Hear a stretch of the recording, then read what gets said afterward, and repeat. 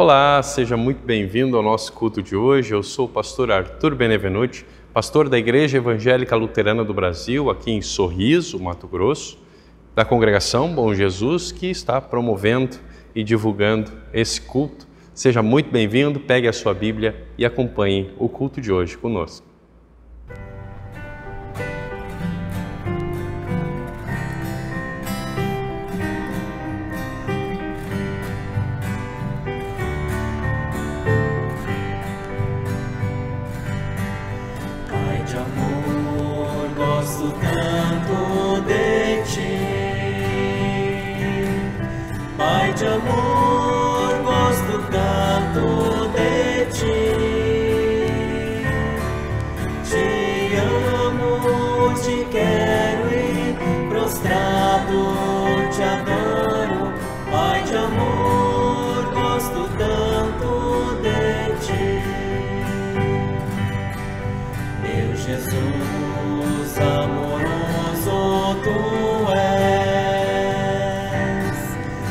Jesus amoroso tu és, minha alma já limpaste, Espírito enviaste, meu Jesus amoroso tu és,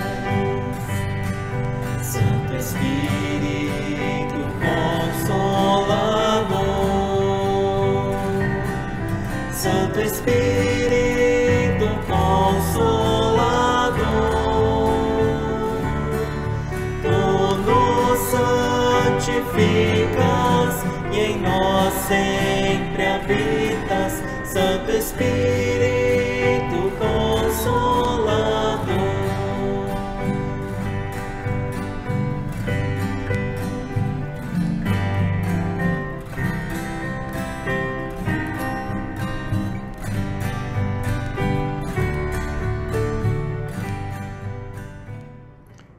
Em nome do Pai, do Filho e do Espírito Santo.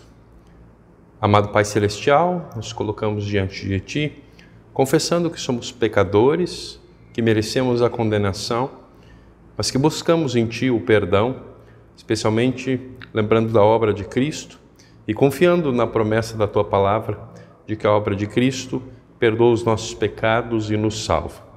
Te agradecemos porque essa palavra nos questiona, nos consola e nos orienta, e especialmente porque ela nos anuncia que os nossos pecados estão perdoados, porque Cristo morreu para perdoar a todos eles e para nos trazer salvação e paz. Obrigado por meio de Cristo, nos dares o sentido da nossa vida. É o que nós te agradecemos, por Cristo, o nosso Salvador. Amém.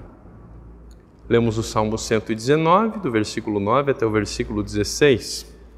Como pode um jovem conservar pura a sua vida? É só obedecer aos teus mandamentos. Eu procuro te servir de todo o coração. Não deixes que eu me desvie dos teus mandamentos. Guardo a tua palavra no meu coração para não pecar contra ti. Eu te louvo, ó Senhor Deus. Ensina-me as tuas leis. Costumo repetir em voz alta todas as ordens que tens dado. Fico mais alegre em seguir os teus mandamentos do que em ser muito rico. Estudo as tuas leis e examino os teus ensinamentos. As tuas leis são o meu prazer. Não esqueço a tua palavra. Até aqui a leitura do Salmo.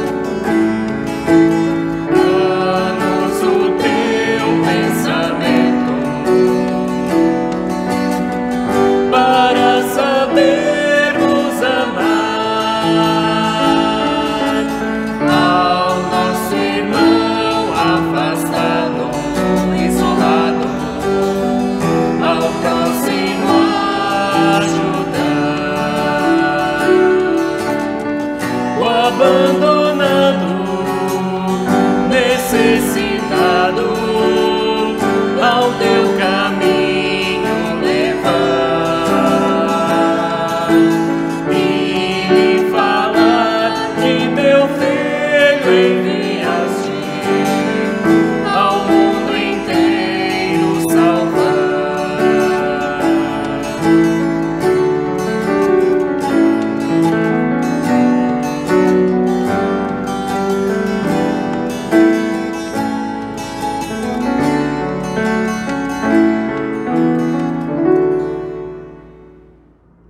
Texto do Antigo Testamento encontramos em Eclesiastes, capítulo 5, do versículo 10 até o versículo 20.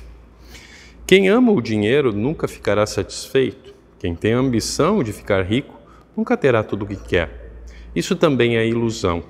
Quanto mais rica é a pessoa, mais bocas tem para alimentar, e o que ela ganha com isso é apenas saber que é rica. O trabalhador pode ter pouco ou muito para comer, mas pelo menos dorme bem à noite. Porém, o rico se preocupa tanto com as coisas que possui que nem consegue dormir. Eu tenho visto neste mundo esta coisa triste. Algumas pessoas economizam dinheiro e sofrem com isso. Perdem tudo num mau negócio e assim não deixam nada para os seus filhos. Como entramos neste mundo, assim também saímos, isto é, sem nada. Apesar de todo o nosso trabalho, não podemos levar nada dessa vida. Isso também é muito triste. Nós vamos embora deste mundo do mesmo jeito que viemos. Trabalhamos tanto, tentamos pegar o vento, e o que é que ganhamos com isso? O que ganhamos é passar a vida na escuridão e na tristeza, preocupados, doentes e amargurados. Então cheguei a esta conclusão. A melhor coisa que uma pessoa pode fazer durante a curta vida que Deus lhe deu é comer e beber e aproveitar bem o que ganhou com o seu trabalho. Essa é a parte que cabe a cada um. Se Deus der a você riquezas e propriedades e deixar que as aproveite, fique contente com o que recebeu e com o seu trabalho. Isso é um presente de Deus. E você não sentirá tempo passar, pois Deus encherá o seu coração de alegria. Temos a carta aos Hebreus, capítulo 4, do versículo 1 até o versículo 13. Deus nos deixou a promessa de que podemos receber o descanso de que Ele falou. Portanto, tenhamos muito cuidado para que Deus não julgue que algum de vocês tenha falhado, deixando assim de receber esse descanso. Pois assim como aquelas pessoas ouviram, também nós ouvimos a boa notícia.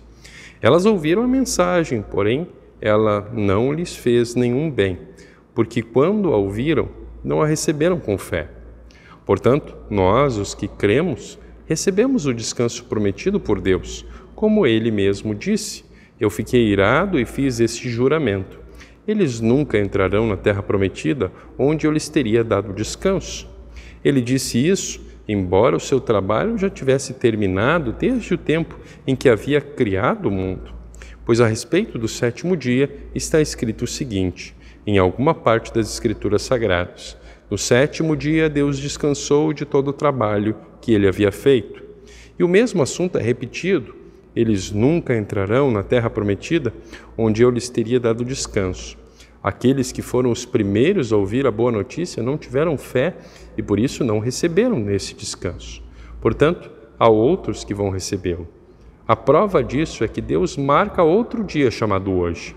Ele falou disso muitos anos depois, por meio de Davi, no trecho das Escrituras já citado: se hoje vocês ouvirem a voz de Deus, não sejam teimosos. Se Josué tivesse dado ao povo esse descanso, Deus não teria falado mais tarde a respeito de outro dia? Assim, ainda fica para o povo de Deus um descanso, como o descanso de Deus no sétimo dia.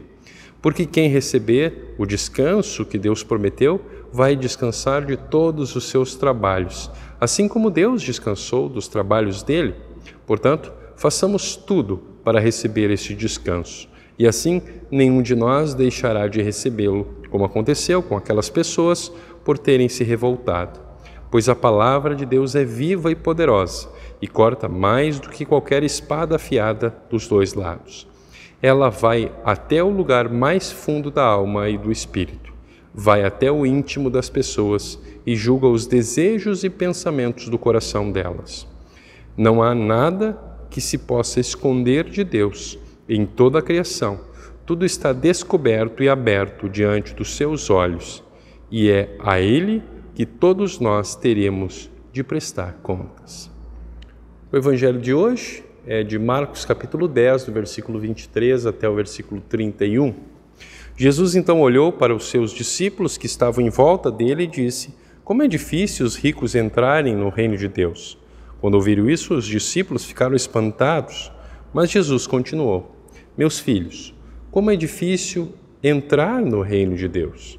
É mais difícil um rico entrar no reino de Deus do que um camelo passar pelo fundo de uma agulha.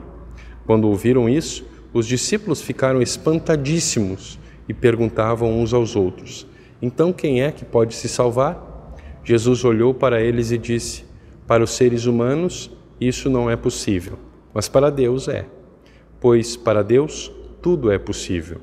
Aí Pedro disse: veja, nós deixamos tudo e seguimos o Senhor. Jesus respondeu: eu afirmo a vocês que isto é verdade. Aquele que por causa de mim e do Evangelho deixar casa, irmãos, irmãs, mãe, pai, filhos ou terras, receberá muito mais, ainda nesta vida. Receberá 100 vezes mais casas, irmãos, irmãs, mães, filhos, terras e também perseguições. E no futuro receberá a vida eterna. Muitos que agora são primeiros serão os últimos, e muitos que agora são os últimos serão os primeiros. Palavras do Senhor.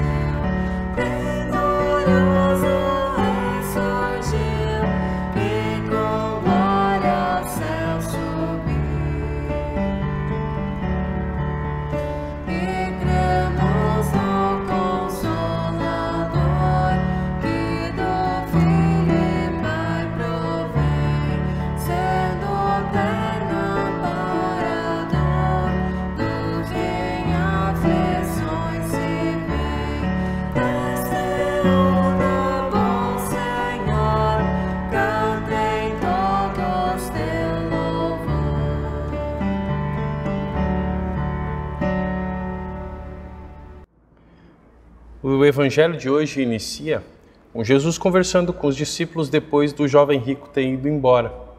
E ele comenta que a vida desse jovem parecia ter um grande sucesso material, mas por outro lado ele parece ter vivido como quem vivia numa disputa na qual quem morresse com mais bens ganhava. E essa, na verdade, é descrita como uma situação muito triste por Jesus. O texto do Antigo Testamento vai nos mostrar que a gente procura sentido para as nossas vidas e muitas vezes as coisas nas quais a gente procura o sentido da vida é chamada por Salomão em Eclesiastes de vaidade. No entanto, a reflexão de hoje nos mostra que Deus nos permite sim conhecer o sentido da vida.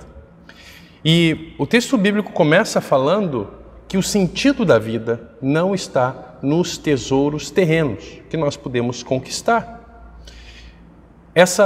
Esse sentido não pode ser encontrado na busca por paz, por exemplo.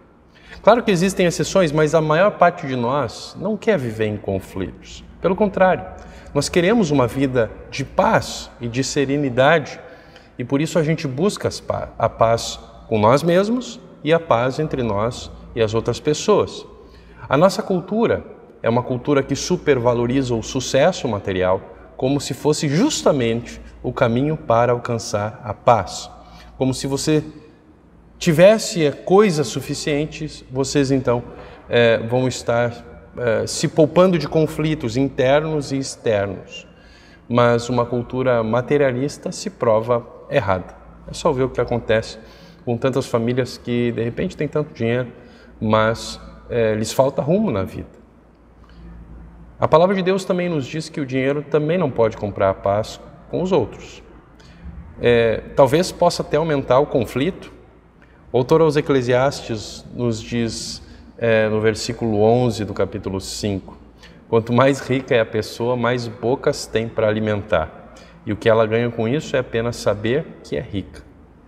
Em uma entrevista, uma senhora idosa muito humilde que ganhou na loteria estava contando quanto parente apareceu desde que ela ficou rica. Ela chegou a tirar o seu nome da antiga lista telefônica para não ser encontrada, para que pudesse ter um pouco de paz. Certamente nos dias de hoje ela sairia das redes sociais, trocaria o contato de WhatsApp, para não ser mais importunada por pessoas oportunistas querendo tirar uma fatia desse ganho dessa senhora humilde. Veja que a riqueza trouxe para ela justamente falta de paz.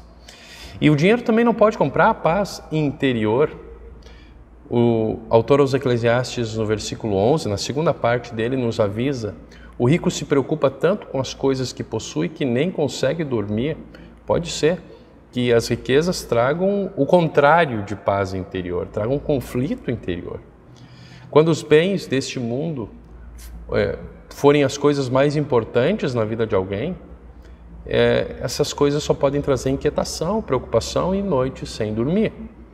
Todas as riquezas deste mundo não são suficientes para conquistar a paz. Como diz o autor aos Eclesiastes, não faz sentido, é como correr atrás do vento. Por isso, o sentido da vida também não pode ser encontrado na nossa busca por eternidade. Li uma reportagem dias atrás que contava como alguns milionários que estavam doentes, a caminho da morte, investiram num projeto que consistia em congelar os seus corpos numa temperatura tão baixa que eles não estivessem completamente vivos nem mortos.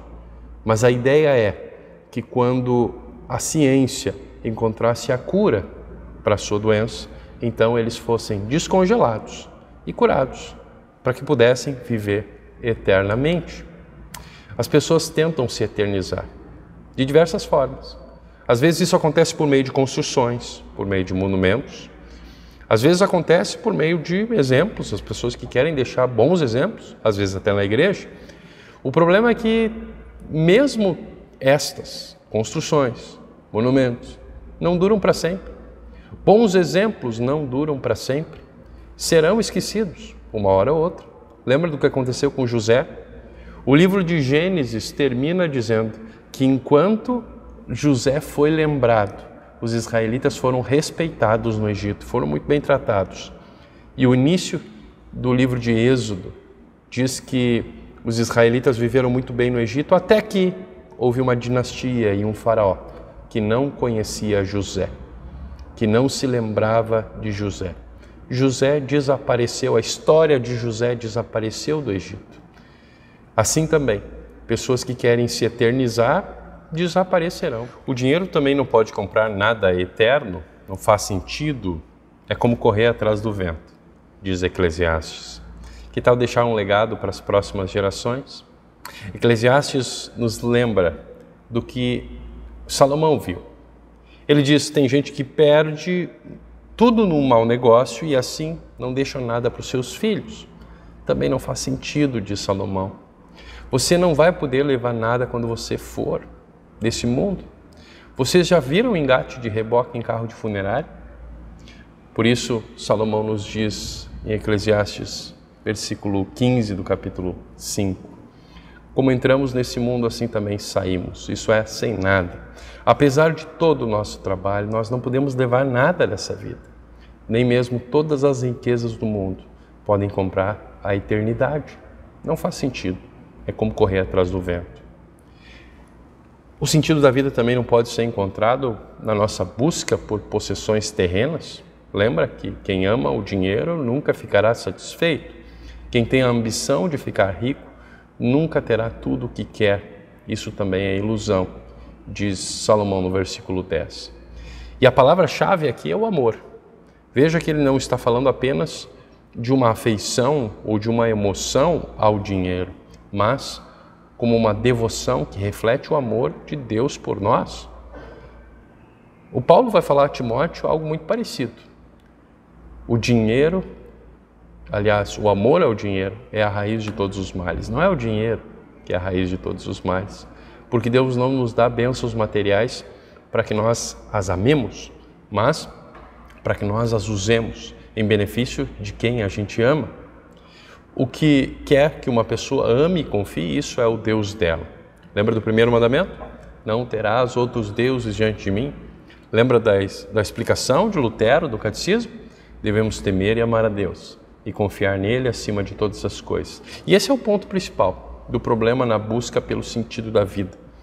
Como você responde à pergunta quem ou qual será o seu Deus, vai fazer toda a diferença em saber se a vida tem significado ou não. Será que o sentido da vida está nos tesouros que a gente não pode ver? A verdadeira paz é aquilo que faz sentido. E se o dinheiro não é capaz de nos trazer paz, o que pode nos trazer? As posses terrenas não são ruins em si. Diz o texto no versículo 19, em Eclesiastes 5. Se Deus der a você riquezas e propriedades e deixar que as aproveite, fique contente com o que recebeu e com o seu trabalho. Isso é um presente de Deus. Tudo isso é dom de Deus, que Ele nos deu para que a gente aproveite. Ele é o Criador e doador de toda a boa dádiva.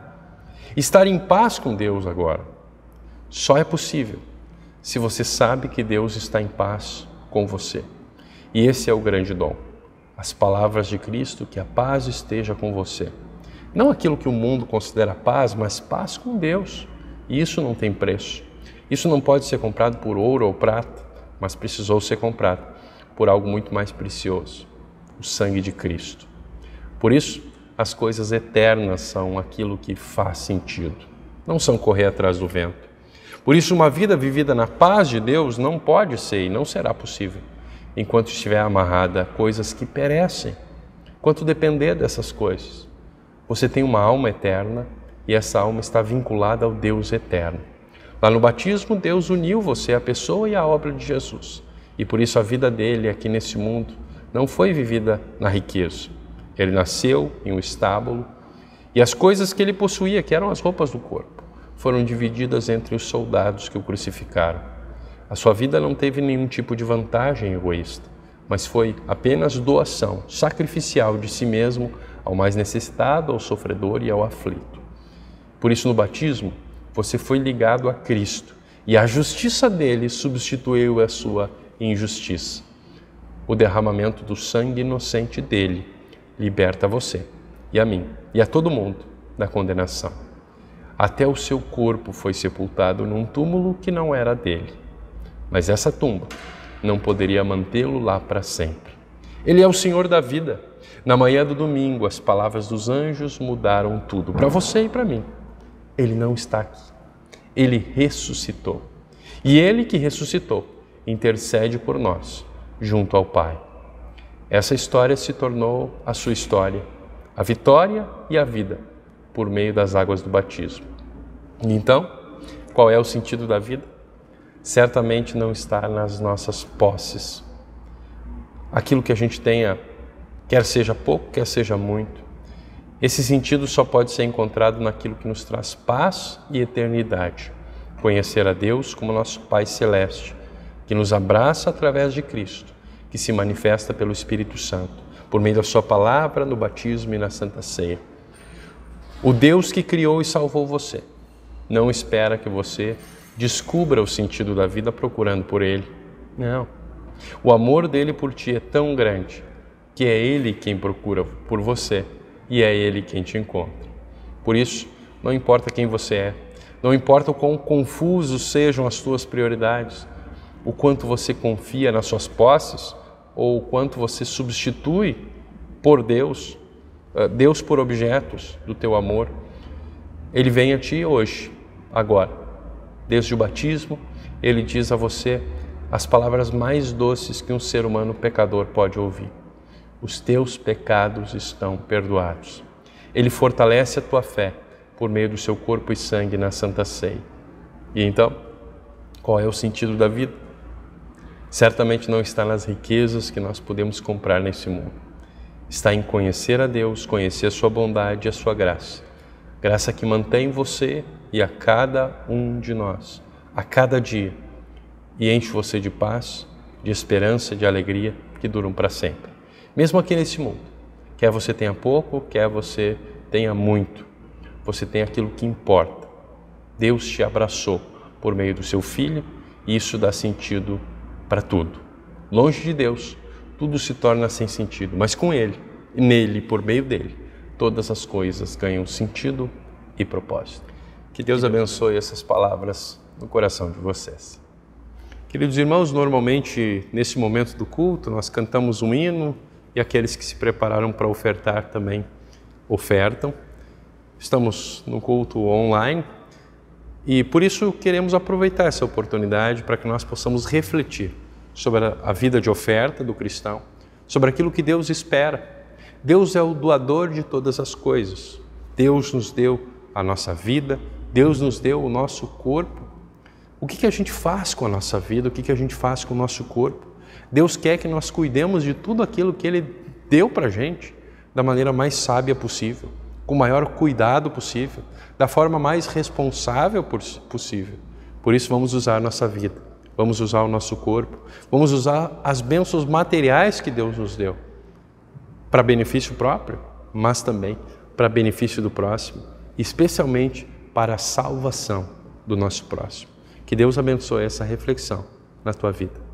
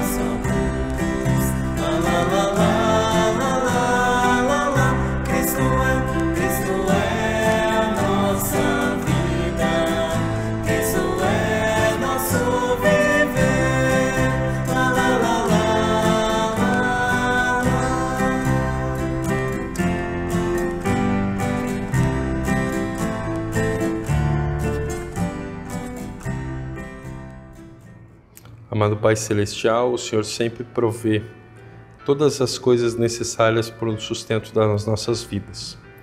Por isso, dá-nos saúde, bens materiais. Te louvamos e te agradecemos por todas essas dádivas que o Senhor nos dá e que ainda nos dará. No entanto, sabemos que corremos o risco de nos apegarmos a essas tuas bênçãos de forma demasiada, em detrimento àquilo que o Senhor nos dá espiritualmente, deixando de valorizar a tua palavra, os cultos, estudos bíblicos, o serviço à tua igreja e aos nossos semelhantes. Por isso, perdoa-nos, Senhor, por amor de Jesus, quando agimos assim. Nós cremos que nós somos salvos pela graça de Cristo que morreu e ressuscitou por nós. O perdão que o Senhor nos dá por misericórdia e amor nos levam ao arrependimento, nos fazem crer em Cristo, e o Senhor dá esse perdão a todos aqueles que creem em Cristo. Assim suplicamos que o Senhor conceda a presença permanente do Teu Espírito Santo, para que Ele nos ampare e fortaleça, para que nós jamais sejamos levados pela tentação da pretensão de alcançarmos os Teus benefícios por alguma coisa que nós possamos merecer diante de Ti. Na realidade, querido Deus, por nós mesmos não temos mérito diante de Ti. Nos apegamos inteiramente aos méritos de Cristo. Não somos merecedores da Tua bondade, nem dignos de sermos chamados de Teus filhos. Deste-nos incontáveis tesouros na terra, mas aquilo que mais nos alegra é o tesouro do perdão dos pecados que o Senhor nos oferece gratuitamente a todos nós. Infelizmente também somos muito egoístas. Nós duvidamos daquilo que o Senhor nos diz e muitas vezes não repartimos o suficiente os tesouros materiais que o Senhor nos dá com aqueles que necessitam. Perdoa, auxilia e capacita-nos para que nós possamos ser mais altruístas e para que possamos usar os nossos bens também para ofertar para o trabalho da Tua Igreja, para socorrer aqueles que necessitam de nós. Olha com Teu amor e providência a todos os Teus filhos para que jamais sejam desviados de Ti pelas tentações do diabo, do mundo e da sua própria carne. Todos nós queremos permanecer unidos contigo e no serviço aqui nesse mundo. Nosso país tem muitos problemas, por isso suplicamos que tenhas misericórdia e que faça com que as autoridades governem com justiça e retidão, promovendo a paz e o bem-estar de todos. Faze com que o povo possa viver e atuar de acordo com a Tua vontade. É o que te pedimos por Cristo, Teu Filho, nosso Senhor, que nos ensinou a orar. Pai nosso que estás nos céus, santificado seja o Teu nome. Venha o Teu reino, seja feita a Tua vontade, assim na terra como no céu. O pão nosso de cada dia nos dá hoje e perdoa-nos as nossas dívidas, assim como nós também perdoamos os nossos devedores. E não nos deixes cair em tentação, mas livra-nos do mal, pois Teu é o reino, o poder e a glória para sempre. Amém. Recebe a bênção do Senhor, que o Senhor te abençoe e te guarde, que o Senhor te trate com bondade e misericórdia, que o Senhor olhe para ti com amor e te dê a paz. Amém. Chegamos assim ao final do nosso culto de hoje, agradecendo a audiência que você prestou a esse canal. Nós sugerimos que você possa curtir, compartilhar esse vídeo, os outros vídeos também, que você possa comentar, fazer esse vídeo chegar a mais pessoas, não é? Que você também possa curtir nossas páginas e canais, tanto no Facebook quanto no YouTube.